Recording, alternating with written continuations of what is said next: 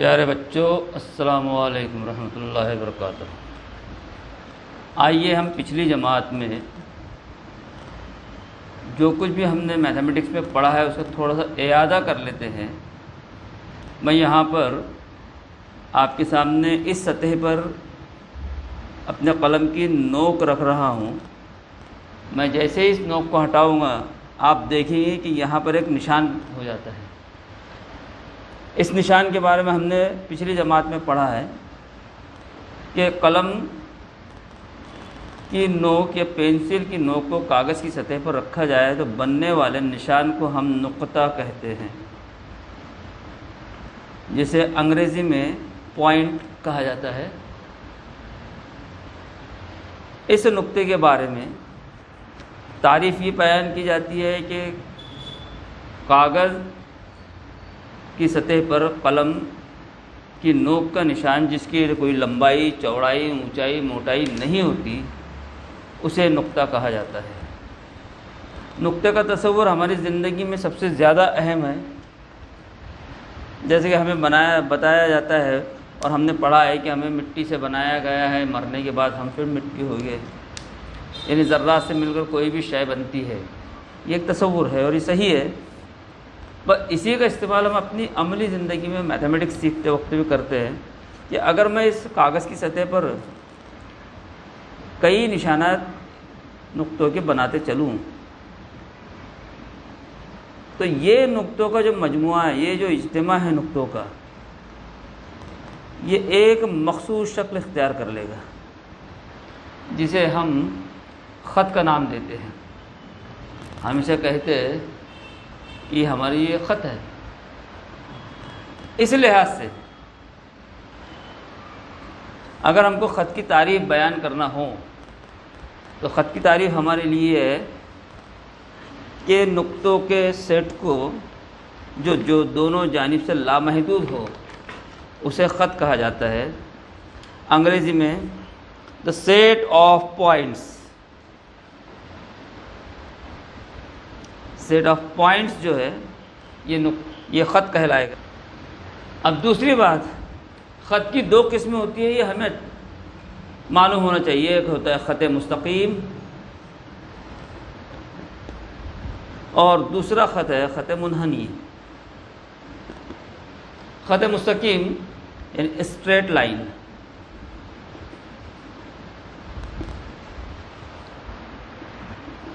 Straight line جو ہے یہ خط مستقیم کہلاتی ہے، اور خط منحنی کے لیے ہم زگ زیگ کا استعمال کرتے ہیں۔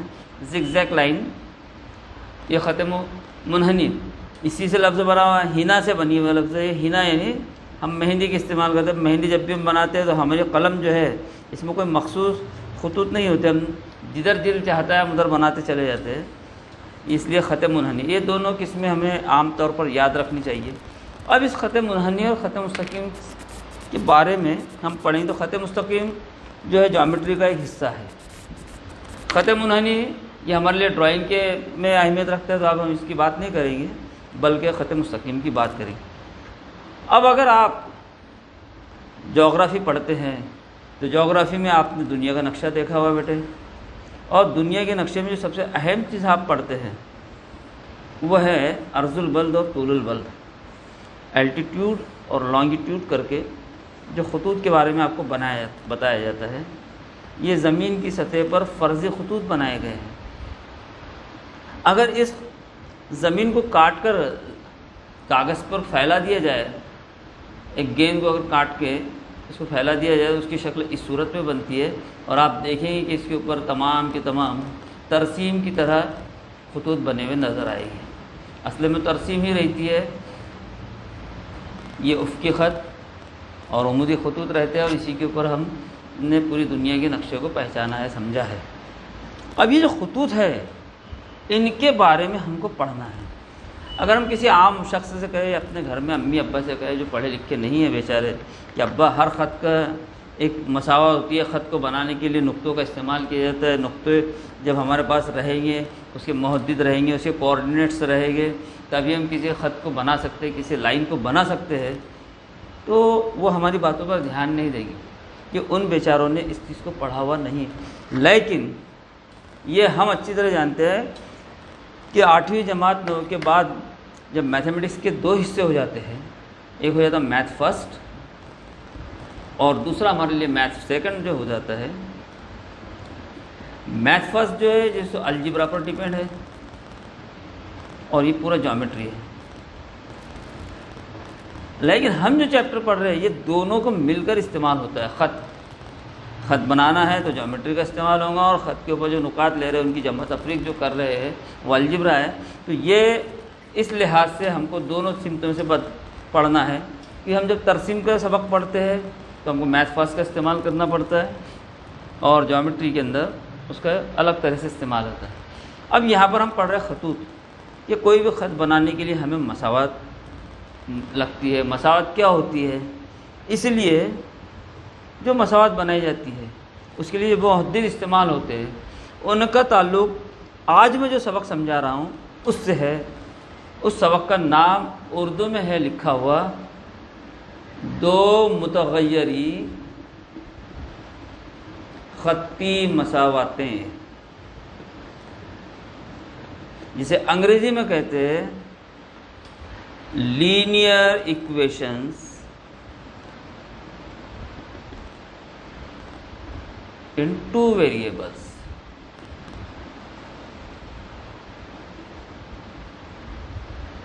پیارے بچوں، یہ 10ویں جماعت کے میتھ فرسٹ کا پہلا سبق ہے،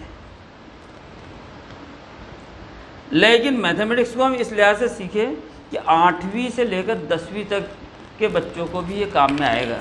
7ویں میں اس کا انٹروڈکشن ہو چکا ہے۔ اب کسی بھی چیز کو سمجھنے کے لیے، کسی بھی زبان میں کوئی بھی چیز اگر سمجھنا ہو تو ہمیں ووکیبلری کو مضبوط کرنا چاہیے اس زبان کی۔ اس زبان میں جو الفاظ کا ذخیرہ ہوتا ہے، اگر اس کے الفاظ معنی ہم کو معلوم ہو زیادہ سے زیادہ تو ہم کسی بھی چیز کو آسانی سے سمجھ سکتے ہیں۔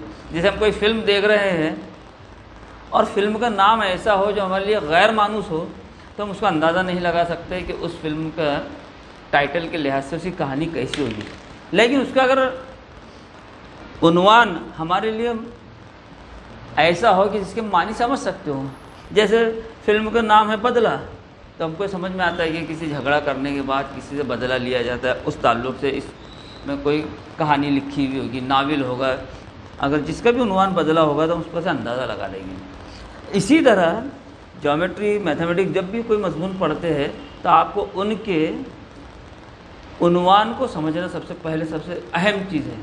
جیسے یہاں پر متغیر، خط اور مساوات، ہم بچوں کو پہلے سے بتا چکے ہیں، ہو سکتا ہے تمام بچوں کو معلوم ہے، لیکن پھر بھی ہم اعادہ کرتے ہیں کہ متغیر اس کو کہتے ہیں تبدیل ہونے والا، بدلنے والا۔ اب یہاں پر بدلنے والے سے مراد یہ ہے کہ ہم اے سے لے کر زیڈ تک جتنے بھی حرف استعمال کرتے ہیں میتھمیٹکس میں، ان کی قیمتیں ہر حساب میں بدلتی رہتی ہے۔ کسی میں ایکس کی قیمت ہم کو 0 ملے گی، کسی میں ایکس کی قیمت نفی 1 ملتی ہے، کسی میں ایکس کی قیمت 1/2 مل رہی ہے۔ یہ تبدیل ہوتے رہتا ہے، اس لیے ان کو متغیر کا نام دیا گیا ہے۔ خطی لفظ بنا ہوا ہے خط سے، متغیر کو ویریبل کہتے ہیں، چینج ہوتا ہے، اور خط جو ہے اس کو لائن کہتے ہیں۔ اب خط کی مساوات ہے اس لیے اس کو خطی لفظ کہا گیا، اور انگریزی میں اس کو لینئر استعمال کیا گیا اس میں۔ اور مساوات یہاں پر برابری ہے۔ یہ ایک نشان، اس کی اہمیت ایسی ہے کہ جیسے ہی آپ یہ نشان کاغذ کی سطح پر بناتے ہیں تو یہ کاغذ کو 2 حصوں میں تقسیم کر دیتا ہے، اتنی لائن کو۔ ادھر کو جو لائن ہوتی ہے وہ لیفٹ ہینڈ سائڈ ہو جاتی ہے ہمارے لیے، اور ادھر کی جو ہوتی ہے رائٹ ہینڈ سائڈ ہو جاتی ہے۔ یہ ہمارا بایاں طرف ہو جاتا ہے اور یہ دایاں طرف ہو جاتا ہے، اور اس کے دونوں طرف جو بھی چیزیں لکھی ہوئی چاہے کچھ بھی ہو، ہم کو یہ ماننا پڑتا ہے کہ دونوں آپس میں مساوی ہے، ایک جیسی ہے۔ اب ان خطی مساواتوں کو سمجھنے کے لیے ہم ان کا دیکھیں کیا چیز ہے۔ خطی مساوات ایک تصور ہم نے 7ویں جماعت میں دیکھا تھا، وہ ہے عددی خط کا تصور۔ خط لامحدود ہوتا ہے، نقطوں کا سیٹ ہوتا ہے، اس پر کسی نقطے کا ہم استعمال کریں، جہاں سے شروعات کریں اس کو مبدا کہتے ہیں، جسے اوریجن یعنی پہلا نقطہ، اس سے اوریجنل لفظ بناؤ، اصل جو چیز ہے، اور اس کے پھر دونوں جانب ہم مساوی فاصلے پر نقاط بناتے ہیں اور ان کو نمبرز دیتے ہیں۔ اب ان نمبرز کے بارے میں ان کو ادھر سے مثبت دیا جاتا ہے یہ -1 -2 -3 -4 -5 -6 اس ٹائپ کے آپ جتنے نمبر چاہے اس پہ بنا سکتے ہیں۔ یہاں پر اس کا جو تصور ہے اگر غور کریں تو 0 1 سے چھوٹا ہے، 1 2 سے چھوٹا ہے، 2 3 سے چھوٹا ہے، اس ٹائپ کا تصور رہے گا۔ اب -1 جو وہ 1 0 سے بھی چھوٹا مانا جاتا ہے، اور جیسے جیسے آپ ادھر چلتے جائیں گے تو ان کی قیمتیں اور کم ہوتی جائیں گی۔ اگر ایسا دیکھا جائے تو آپ کو ایسا لکھنا پڑے گا، ادھر اس سائڈ سے اگر آپ لکھنا چاہیں تو آپ کو لکھنا پڑے گا کہ 1 بڑا ہے 0 سے، 2 بڑا ہے 1 سے، 0 بڑا ہے -1 سے، -1 بڑا ہے -2 سے، اس صورت میں سے تصور۔ یہ جیسے ابھی ہم آنکھیں چیک کراتے ہیں تو بچپن میں ہمارا نمبر منفی رہتا ہے بیٹے، ایک جوانی کی عمر آتی ہے، ایک مخصوص عمر جسے عنفوان شباب کو وقت کہا جاتا ہے، وہاں پر آپ کا یہ لینس کا جو نمبر ہے کم ہوتے ہوتے 0 کی جانب آ جاتا ہے، اور جیسے جیسے ہماری عمر بڑھتی جاتی ہے تو ہماری آنکھوں کا نمبر مثبت ہو جاتا ہے جو کم نہیں ہو سکتا۔ اس تصور کو آپ دھیان میں رکھتے ہوئے عددی خط کو دھیان میں رکھیں۔ اب ایک اور عددی خط میں اگر میں اس صورت میں لوں، اس کا مثبت حصہ اوپر کی جانب چلا جائے اور منفی حصہ نیچے کی جانب، اور وہ خط اس کو قطع کرتا ہو عموداً، تو ہم یہ تصور نکالیں گے جسے ہم ترسیم میں استعمال کرتے ہیں۔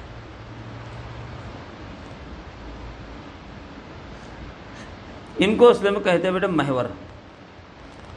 اس کو افقی محور کہا گیا ہے، اس کو عمودی محور کہا گیا۔ محور یعنی وہ چیز وہ جس حر سے بنا ہوا ہے جس کے آس پاس کوئی چیز حرکت کرتی ہے۔ اس کو انگریزی میں ایکسس کہتے ہیں۔ آپ نے گاڑیوں میں سنے ہوں گے ایکسل۔ ایکسل ایکچولی وہ راڈ ہوتا ہے جس کے اوپر گاڑی کے چاک حرکت کرتے گھومتے ہیں، تو یہاں پر اس کا تصور یہ ہے۔ اب افقی خط ان کو کہتے ہیں کہ زمین پر چٹیل میدان میں کھڑے ہو جائے، سامنے آسمان اس صورت میں نظر آئے کہ زمین پر ٹکا ہوا نظر آتا ہے اور ایسا لگتا ہے کہ دونوں جڑ گئے ہیں، تو جڑنے سے جو لائن بنتی ہے وہ آڑی لکیر جبکہ ہے نہیں، آسمان اور زمین جڑے ہوئے نہیں ہیں، لیکن وہ فرضی خط ہمیں افقی خط نظر آتا ہے۔ اسی دنیا میں جتنی بھی آڑی لکیریں ہوتی ہے ان کو افقی خطوط کہتے ہیں، اور جو زاویہ قائمہ بناتی ہے ان پر اس کو عمودی خطوط کہتے ہیں۔ یہ تصور ہمارا ترسیم میں ہے۔ اب اسی تصور کا استعمال ہم ان خطوط کو بنانے کے لیے کرتے ہیں۔ اب یہاں پر ان نقطوں کے یہ جو نمبرز ہمارے پاس ہے، ان کی حدوں میں جو نقطے آتے ہیں وہ محدد کہلائے گی۔ جیسے میں نے نقطہ A ایک لیا، جیسے ہم نے دونوں عددی خط بنائے تو اس نے اس سطح کو کل 5 حصوں میں تقسیم کر دیا بیٹے۔ یہ پہلا حصہ ہے، یہ دوسرا ربع، یہ تیسرا، یہ چوتھا، یہ 4 حصے تو ہو گئے۔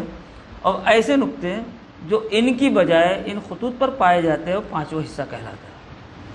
اب یہاں پر اگر یہ نقطہ A ہے تو ہم دیکھیں گے کہ یہ جو افقی خط ہے، اب اس کو افقی خط کی بجائے ہم یہاں پر ایکس محور کا نام دیں گے، ایک سے ایکس ڈیش، اور عمودی خط کو وائی ڈیش دیں گے، تو ہم دیکھیں گے کہ یہ نقطہ A ایکس محور کے مثبت 2 کی حد میں آتا ہے، اور ادھر وائی محور کے مثبت 3 کی حد میں آتا ہے۔ ہم پہلے ایکس محدد لکھتے ہیں، دوسرا وائی محدد 2,3، یہ اس کی حد ہوتی ہے۔ اگر ہم یہاں کوئی ایک نقطہ اس صورت میں لے رہے ہیں بیٹے، نقطہ B، تو ہم دیکھیں گے سب سے پہلے ایکس محدد دیکھنا چاہیے، تو ایکس محور پہ -4 میں مل رہا ہے آپ کو، اور وائی محور پہ -5 میں، یہ اس نقطے کی حد ہوگی۔ اس طرح جن بچوں کو اس نقطوں کی حدود لیتے آتی ہے وہ آسانی سے 2 متغیری خطی مساواتیں بنا سکتے ہیں، اور ان 2 متغیری خطی مساواتوں کو عام صورت میں جو لکھا جاتا ہے جس کو ہم انگریزی میں جنرل فارم کہتے ہیں، اس کو لکھتے ہیں بیٹے A1۔ پہلے میں صرف ایک صورت بتاؤں گا، AX جمع BY برابر C۔ یہاں پر X اور Y جو ہے یہ ہمارے لیے متغیر ہے، یعنی ویریبل، اور A B C یہ ہمارے لیے ضریبیں کہلاتی ہیں۔ ضریب جسے ضرب دیا جا رہا ہے اس کو انگریزی میں کوئیفیشنٹس لکھا جاتا ہے. یہ اصل میں عدد ہوتے ہیں. اب اگر مجھے کوئی دوسری یہ ہمارے جنرل فارم ہوگا، میں ایک مساوات بنا رہا ہوں 2x جمع 3y برابر 0. یعنی یہاں 2 کا x سے ضرب ہو رہا ہے بیٹے، 3 کا y سے ضرب ہو رہا ہے، اور یہ c اکیلا ہے. یہاں c کی جگہ اگر ہم 5 لے لیں تو یہ 5. اب یہاں پر اس مساوات کا تصور یہ لینا چاہیے کہ x کا 2 سے اگر ضرب کیا جائے اور y کا 3 سے ضرب کیا جائے، اور x اور y کی قیمتیں چھپی ہوئی ہیں، اگر وہ قیمتوں کو ہم یہ رکھیں اور ان کا جمع تفریق کرتے ہیں تو جواب ہم کو 5 ملنا ہی چاہیے. اب وہ ایسے کوئی سے عدد ہوں گے تو کوئی نہ کوئی عدد ضرور ہوں گے بیٹے یہ جن کا جواب یہ آتا ہے. جیسے ابھی میں یہاں ہم یہاں لیتے ہیں 2 ضرب نفی 1/2 لے لیتے ہیں بیٹے، اور یہ 3 ضرب 2 لیتے ہیں. یہ ایک ایڈجسٹمنٹ ہے. جب ہم اس کو تقسیم کریں گے تو یہ -1 ہوگا، یہ جمع 6 ہو جائے گا، اور اس کو جواب حل کریں گے تو 5. یعنی یہاں پر x کی قیمت ہمارے لیے -1/2 ہے اور y کی قیمت جمع کے 2 ہے. یہ ایک اس کا تصور ہوتا ہے. اب اگر ایک ساتھ 2 مساواتیں ہوں تو 2 مساواتیں ہوں تو کوئیفیشنٹ میں کنفیوز نہ ہو، اس لیے ہم اس کو A1 B1 اور C1 نام دے دیں گے. اور دوسری اسی ٹائپ کی مساوات ہوگی تو اس کو A2 B2 اور C2 نام دے دیں گے. اب یہ دونوں مساوات ہوگی. خاص بات یہ ہے کہ دونوں میں ایک جیسے متغیر ہے، دونوں میں جمع ہو رہا ہے، اس کو مجموعہ بتایا گیا. یہ اس لیے ہم زاد ایک زاد والی ایک جیسی دکھنے والی مساوات کہلاتی ہے. ہم زاد ایک جیسی دکھنے والی مساوات، اس کو انگریزی میں کہتے ہیں سائملٹینیس ایکویشنز. اور ان کا حل کرنا اصل میں چھپے ہوئے متغیر یعنی ویریبلس ایکس اور وائی کی قیمتیں نکالنا، یہ آپ کا مقصد ہے اس سبق میں. یہاں پر آپ کے سامنے سے مساوات دی گئی ہے ایکس جمع وائی برابر 5، اور دوسری مساوات دی گئی ہے ایکس نفی وائی برابر 1. یہ دونوں مساواتیں ہیں. اب یہ دونوں مساواتوں کی خاص بات یہ ہے کہ جب آپ اس کو حل کریں گے تو جو جواب ایکس اور وائی کا آپ کو ملے گا، وہ دونوں قیمتیں جب ہم دوبارہ اس مساوات میں ایکس اور وائی کی جگہ پر رکھیں گے، وہ ویریبلس کو ان کی جگہ پٹ کریں گے، تو ان کا جواب یہ جو برابر کی اس سائڈ میں دی ہوئی قیمتیں وہی آنا چاہیے. تو ہم یہ کہیں گے کہ ایکس اور وائی کی قیمتیں ان مساواتوں کو مطمئن کرتی ہے، ہمیں اطمینان دلاتی ہے کہ ہمارا جواب صحیح ہے. اب یہاں پر دیکھیے آپ ان دونوں کو کئی طریقے اس پورے سبق میں اسے 3 طریقے بتائے گئے ہیں. ہم یہاں پر ایلیمینیشن کا طریقہ، اخراج کا طریقہ کریں گے. 2 متغیر ہے تو اس میں سے کسی ایک متغیر کو ختم کر دیں گے، اور باقی ایک متغیر جو بچے گا آسانی سے اس کی قیمت نکال لیں گے. جیسے یہاں پر یہ دونوں مسائلوں کو ہم جمع کرتے ہیں تو وائی اور منفی وائی کٹ ہو جاتا ہے، یہ دونوں کا مجموعہ 6 ہو جاتا ہے. اور یہاں پر x برابر 6/2 یہ ضرب میں تھا، یہ تقسیم میں آئے گا. ہم کو یہ یاد ہونا چاہیے کہ جمع اور تفریق یہ دونوں بہنیں ہیں بیٹے، اور ضرب اور تقسیم یہ دونوں آپس میں بہنیں ہیں. ان کا آپس میں تعلق ہے. جو بھی چیز جمع رہی ہوئی ادھر جا کر تفریق ہوتی ہے برابر کی نشانی کی طرف، اور منفی رہے گی تو ادھر مثبت ہو جاتی ہے. ضرب رہا تو تقسیم میں بدلتا ہے، تقسیم میں رہا تو ضرب میں بدلتا ہے. یہ تعلق کو آپ یہاں پر استعمال کریں گے. یہ تعلق بچپن کا ہے، یہ 5ویں سے لے کر 8ویں تک کے اس کا تصور مضبوط ہو جانا چاہیے. اس کا استعمال یہاں پر ہے. 2 1 2 2 3 6، یہ ایکس کی آپ کے لیے قیمت آ گئی 3. اب ایکس برابر 3 جو ہے یہ آسان مساوات جو ہم کو اس میں نظر آ رہی ہے، ایکس جمع وائی برابر 5. آسان مساوات ان کو کہا جاتا ہے اکثر جن میں سب نشانیاں جمع کی ہوں، اس میں جمع تفریق کی آسانی ہوتی ہے. جہاں پر اب ایکس تھا اس کو ہٹا دیا میں نے، اس کی جگہ ہم نے 3 رکھے. اب قیمت حل نکالنے کی کوشش کریں گے ہم. تو یہ دیکھیں یہ ابھی میں نے بتایا جمع تفریق بہنے ہے تو جمع 3 ہے تو ادھر جا کر منفی ہو جائے گا، اس لیے وائی برابر 2، یہ 2 قیمت. اب یہ جو دونوں قیمتیں ہم کو ملی ہے، ایکس برابر 3 ہے اور وائی برابر 2، ان کو ہم اس میں رکھ کے دیکھیں گے اگر تو ہم کو وہی قیمت آنا چاہیے. یہاں ہم نے دونوں یہ 3 3 رکھے بیٹے، اور یہاں پر دونوں یہ 2 2 رکھے. یہاں آپ کو 5 ملے گا. یہ یعنی اس نے آپ کو مطمئن کیا، سیٹسفائی کی ہے ان کی قیمتوں نے. اس سبق میں ان کی قیمتیں حاصل کرنا ہمارے لیے اس سبق کو سمجھنا ہے۔ دو متغیر خطی مساوات in linear equation of two variables, اس میں چھپی ہوئی جو ایکس اور وائی کی قیمتیں دی جو خط بنانے کے کام میں آتی ہے، ان مساواتوں کو حل کرنا ہے، یعنی یہاں پر چھپے ہوئے متغیر ویریبلس کی قیمت معلوم کرنا ہے۔ اس کا اگلے سیشن میں ہم اس کے حل کرنے کے طریقے دیکھیں گے۔ السلام